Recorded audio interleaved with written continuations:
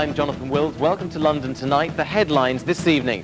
Nurse stabbing. Police continue to question a teenager over the murder of Cheryl Moss in Essex. Artillery drill. Why the big guns in Woolwich? And Chocker Hoop. Spurs crowing as they beat Manchester City and keep Arsenal at bay in the chase for Europe. To you as well. Now, the Royal Artillery Museum opened with a bang today.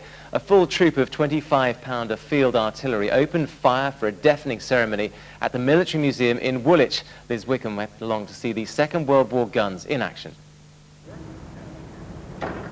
Somewhere between Dad's Army and It Ain't Half Hot Mum comes the Artillery Reenactment Group, dedicated to reliving the bits of the last World War that are blood and pain and apparently fitness free.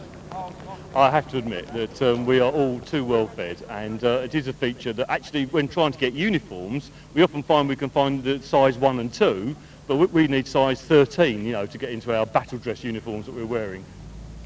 This weekend they're providing a touch of drama to the Woolwich Firepower Museum, having requisitioned the Woolwich ferry for an all-army crossing and racing, did I say racing, to the Arsenal for a demonstration of 40s firepower. Remember the speed and precision of the Royal Tournament?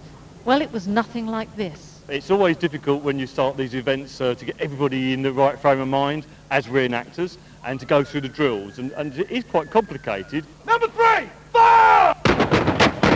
Still, the bangs were just as loud and great fun was had by all. Thank you very much.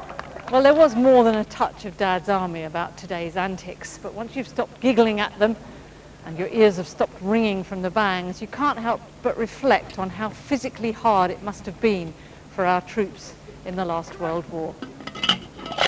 Liz Wickham, London Tonight, Woolwich.